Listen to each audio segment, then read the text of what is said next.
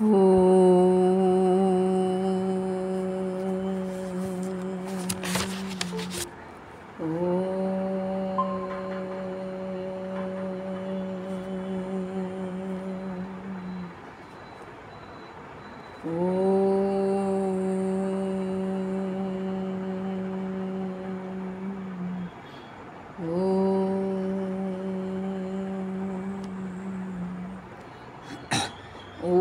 सहनाववतु सहनौ भुनक्तु सह वीर्यं करवावहै तेजस्विनावधीतमस्तु मा विद्विषावहै।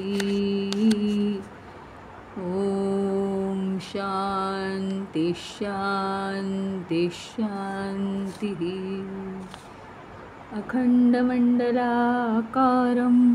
व्याप्तं येन चराचरं तत्पदं दर्शितं येन तस्मै श्री गुरवे नमः।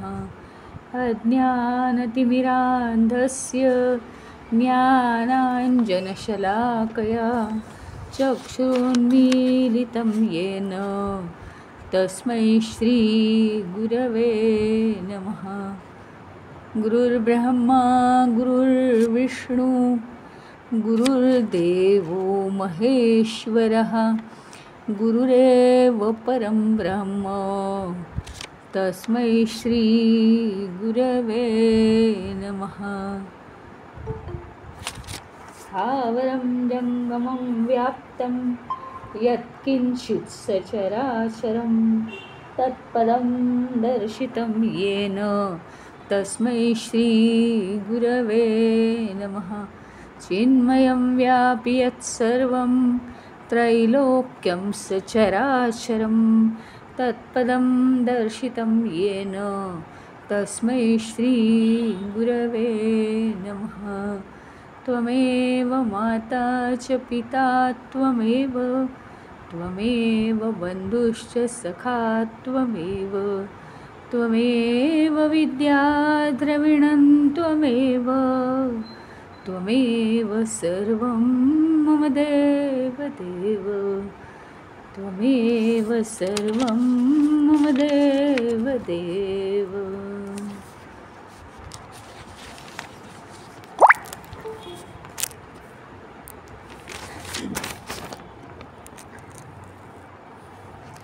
आता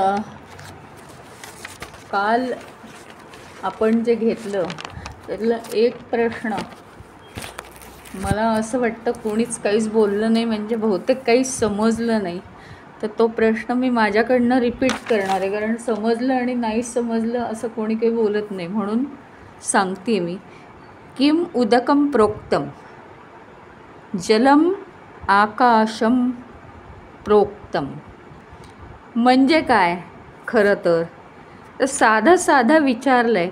किम उदकम प्रोक्तम, प्रोक्तम म्हणजे म्हणायचं, पाण्याला काय म्हणायचं? पाणी म्हणजे काय? तर जलम आकाशम प्रोक्तम, पाण्याला आकाश अंतरिक्ष म्हणजे स्पेस म्हणजे रिकामी जागा म्हणायचं। याच्यासाठी अनेक उदाहरणं देण्याचा मी प्रयत्न केला। आता आज आपण थोडंसं पुन्हा रिपीट करू। आता इथे पाणी म्हणजे नळाचं पाणी, बादलीभर पाणी, हंडाभर पाणी असा अर्थ नाही आहे त्याचा। त्याचा अर्थ असा आहे की पाणी म्हणजे वैश्विक पाणी। वैश्विक पाणी म्हणजे काय? संपूर्ण विश्वामध्ये जे पाण्याचं फेरफार होते, जलचक्र जे आहे, सगळे पृथ्वीवरचे, म्हणजे एकच समुद्र कितीतरी मोठा असतो, तर पृथ्वीवरचे सगळे जे समुद्र आहेत ते एकत्र केल्यानंतर त्याची सगळ्याची मिळून जी एकत्र वाफ आहे, त्या सगळ्या एकत्रित वाफेचा ढग बनून जो एकत्रित पाऊस आहे, एक अर्थ हा झाला म्हणजे वैश्विक पाणी। दुसरा त्याचा अर्थ काय आहे? वैश्विक पाणी म्हणजे काल आपण बघितलं होतं, वैश्विक पाणी ह्याचा अर्थ काही ठराविक प्रमाणात ही जी 4 युग आहेत आपली, त्या युगांची ये-जा झाली हां, तर त्याचं एक कॅल्क्युलेशन आहे. आणि त्या युगांची ये-जा संपली की शेवटी काय होतं, महाप्रलय होतो.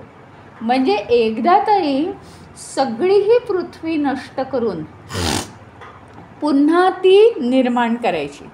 ती तुमच्या आमच्या अस्तित्वात होईल नाही होईल सांगता येत नाही. ते काय 100 वर्षाच्या काळात ती सारखी पृथ्वी नाही निर्माण केली जात. हजारो लाखो करोडो वर्षांनी हा महाप्रलय येतो. ज्याच्या नशिबात असेल त्याला तो पाहायला मिळतो. आणि पाहायला म्हणजे काय, ते कठीणच आहे ना, सगळं नष्टच होतं म्हणजे ते. तर त्यात असं आहे की महाप्रलय म्हणजे काय, तर सगळ्याचं पाण्यात रूपांतर होतं. सगळ्याचं रूपांतर पाण्यात होतं. आणि महाप्रलय म्हणजे तुम्हाला काहीही दिसणार नाही पाण्याशिवाय, सगळं नष्ट आणि सगळीकडे पाणीच पाणी. आणि ही कल्पना अशी आहे की हजारो लाखो करोडो सामान्य पापी जन त्यात नष्ट होतात. आणि जे अतिपुण्यवान श्रीरामचंद्रांसारखे लोक ते सूक्ष्म शरीर धारण करून ते वातावरणामध्ये राहतात, पाण्यामध्ये राहतच नाहीत. अशा रीतीने ही सगळी पृथ्वीचा नायनाट होतो. त्यावेळी जे सगळीकडे पाणी असतं हां, त्याला काय म्हणतात, महाप्रलय. आणि त्याला म्हणतात वैश्विक पाणी. अशी 2 प्रकारची वैश्विक पाणी आहेत, तुम्हाला मी सांगितली. एक ते संपूर्ण पृथ्वीवरचे समुद्र आणि त्याच्या पाण्याची वाफ होणं, त्याचे ढग बनणं आणि संपूर्ण पृथ्वीवरचा पाऊस, सगळं कसं म्हणजे सगळ्या मनुष्य प्राण्यांना कसं पाणी मिळतं त्याच्यापासून. अशी मोठी कल्पना आहे. वैश्विक जल म्हणजे जल वापरलं इथे. तर आता त्याच्यात एक आपण समजावून घ्यायचं आहे. आपल्याला पुन्हा प्रश्नाकडे यायचं आहे, पाणी कशाला म्हणायचं. त्यांचं म्हणणं आहे पाणी ह्याला म्हणायचं म्हणजे जागा कोणती पण त्याला पाणी म्हणायचं. आता हे असं का, म्हणजे काहीच संदर्भच लागणार नाही. आणि म्हणून काल ते जरा स्पष्ट करण्याचा प्रयत्न केला, पण त्याचा काही रिस्पॉन्स दिसला नाही बहुतेक. म्हणून आज तो प्रश्न आपण परत घेतलेला आहे की पाणी कशाला म्हणायचं. तर कोणतीही एक जागा किंवा स्पेस याला पाणी म्हणायचं. याच्यासाठी एक साधं सोपं आणि माझं नाही आहे कोणतं उदाहरण ते. तर योगी अरविंद असं म्हणतात की मातीतून गवत वाढतं, मातीपासून गवत वाढतं, गवतापासून गवतावर किडा जो येतो तो गवत खाऊन जगतो, तो गवतातूनच निर्माण होतो. पण आपल्याला कळत नाही. आपल्याला वाटतं की कुठून तरी बाहेरून हा किडा आलाय आणि तो आता गवत खातोय. पण तसं नाही आहे. हे बघा, शेतामध्ये किड्यांच्या उसळी सुटतात अगदी, तर ते त्या धान्यातून ते किडे निर्माण होतात आणि ते धान्य खातात. त्यांचं तेच अन्न. थोडंसं जरी समजायला कठीण असलं तरीही साखळी तुम्ही लक्षात घ्या. म्हणजे काय, तर मातीतून गवत उगवतं, गवतातून किडा निर्माण होतो, किड्याला खाणारे दुसरे मोठे प्राणी ते किड्याला खातात. म्हणजे सगळ्यांची एक अन्नसाखळी आहे. ते सगळे त्यांच्यावर अवलंबून आहेत जगण्यासाठी. आता इथे एक आहे, छोटंसं उदाहरण घ्यायचं, जास्त बुद्धीला ताण द्यायचा नाही आहे. पण मातीतून गवत आणि गवतातून किडा. आणि म्हणून असं म्हटलं आहे की मातीतून गवत निर्माण होतं. म्हणजे माती म्हणजेच गवत. म्हणजे काय, मातीचं रूपांतर गवतात झालेलं आहे. मातीतून गवत याचा अर्थ माती ॲब्झॉर्ब करून, पाणी ॲब्झॉर्ब करून गवत निर्माण झालेलं. त्यांनी काय अन्न खाल्लं आहे त्या गवतानी? माती आणि पाणी हे अन्न खाल्लं आहे त्याने. म्हणजे माती म्हणजेच गवत. हे सायन्स आहे बरं का, सायन्स आहे हे. अध्यात्मशास्त्र म्हणतात. आणि अध्यात्मशास्त्र तर आहेच, पण हे बायोलॉजी सुद्धा आहे, जीवशास्त्र आहे. म्हणजे मातीतून जर गवत निर्माण होतं तर त्यांचं या प्रश्नाखातर, या प्रश्नासाठी त्यांचं असं म्हणणं आहे, माती म्हणजेच गवत. कारण मातीपासून गवत बनलं. ऊसापासून ऊसाचा रस आहे. म्हणजे ऊस हाच रस आहे खरं म्हणजे. ऊस म्हणजेच रस. आता रस असताना ऊस नाही आहे. म्हणजे काय, ट्रान्सफॉर्म झालं आहे, त्याचं रूपांतर झालं आहे. रूपांतरित झालेली अवस्था डोळ्याला दिसली की ज्या अवस्थेपासून ती रूपांतरित झालेली आहे ती अवस्था नष्ट होते. हे सगळ्यात महत्त्वाचं सायन्स आहे. म्हणून आता म्हणजे हा प्रश्न तसा गहन आहे, तो नीट परत लक्षात घ्या. पुन्हा हा उदाहरण जे सोपं दिलं मी ते आता एवढ्यासाठी दिलं. आता आपण वळतोय परत प्रश्नाकडे की हे जे चक्र आहे यांचं, कोणाचं चक्र? पंचमहाभूतांचं चक्र. हां, ते आधी आपण समजवून घेऊ की पृथ्वी, आप, तेज, वायू, आकाश. ह्यातलं आकाश हे अतिशय सूक्ष्म निराधार आकाश. आकाशाला आधार आहे का कसला? त्याला आकार लागतो का? टेकू लागतो का त्याला? आकाशाला वातावरण लागतं का? आकाशाला उभं राहायला, आकाशाला जगायला शक्ती लागते का? काही नाही. आकाश, आकाश हे जे महत्त्व आहे, आकाश हे जे पंचमहाभूत आहे, हे चैतन्याला सगळ्यात जवळचं आहे, अतिसूक्ष्म आहे ते. आणि चैतन्याचे बरेचसे गुणधर्म दाखवतं, तरी ते पंचमहाभूत असल्यामुळे ते चैतन्य नाही आहे. हे एक आपण समजावून घेतलं.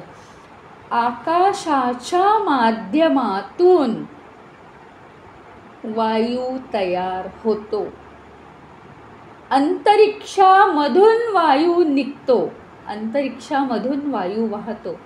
वायू निर्माण होण्यासाठी म्हणजे वायू निर्माण होण्यासाठी स्पेस हे कारण आहे. तुम्ही बघा, ट्रेन फुल भरलेली आहे, तिथे हवेला जागाच नाही आहे, मग गरम होतं ना गाडीत. खूप गर्दी झाली की गरम होतं, कारण जी हवा येते त्याला जागा नाही आहे. पण आकाशात काय? अंतरिक्ष, मोकळं आकाश, अंतराळ. त्या मोकळ्या आकाशामध्ये हवेला जागा आहे, हवेला स्पेस दिलेली आहे. म्हणून काय आहे तर त्याच्यामुळे वायू निर्माण होण्यासाठी आकाश कारणीभूत आहे. हां, हे कळलं?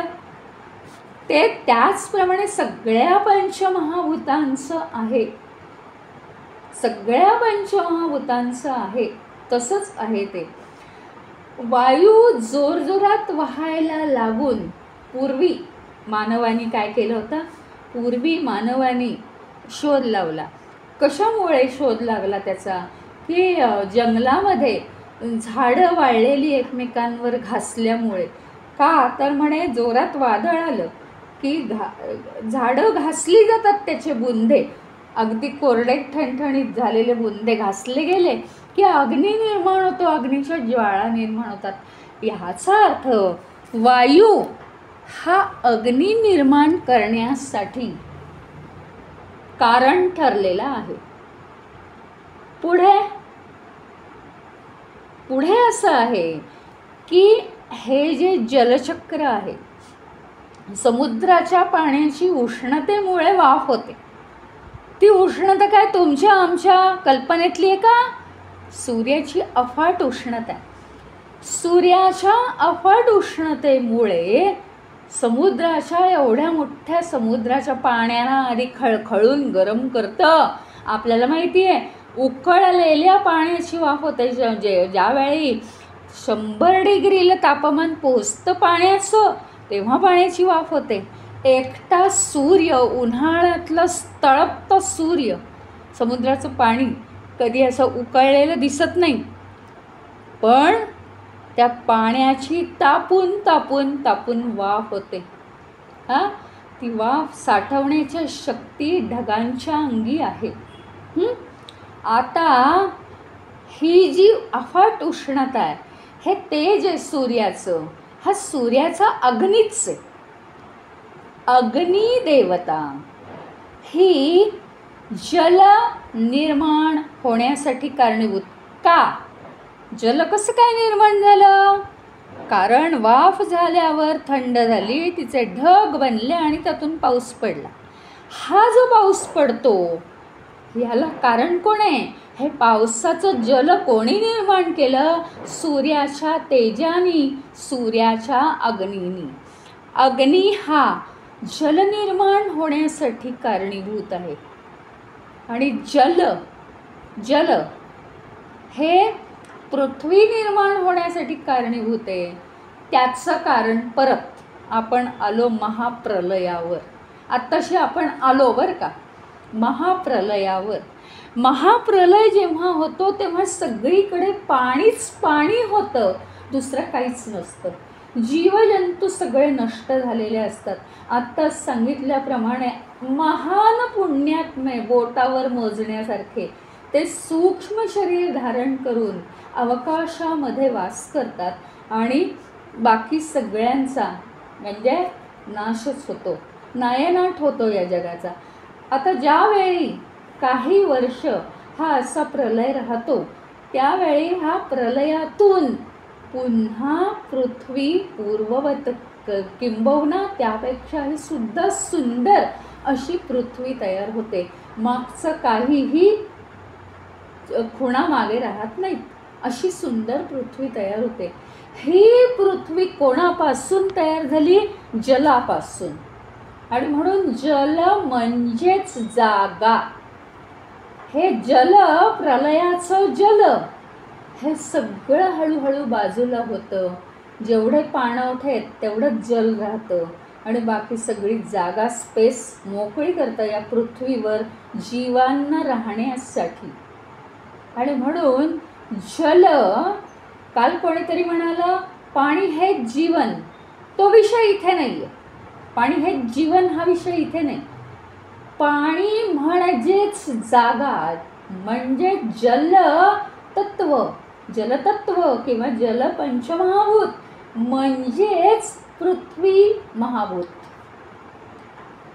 पृथ्वी महाभूत म्हणजे पुन्हा तेच सांगते मी, काय आहे? ज्याच्यापासून ते निर्माण झालं ते म्हणजेच हे.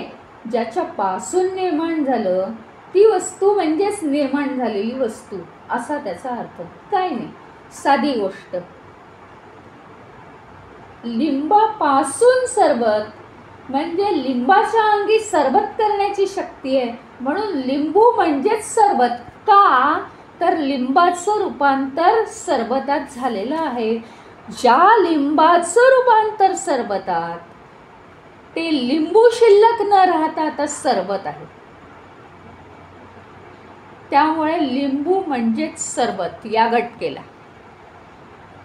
आता मला असं वाटतं की मी इथे आत्ता हा विषय थांबवणार आहे आणि हा विषय कोणाकोणाला किती कळला आहे याची आपण आता चर्चा करणार आहोत. काही बाकीचं झालं आणि नाही झालं हे तत्त्व, हा प्रश्न हा खूप अतिशयच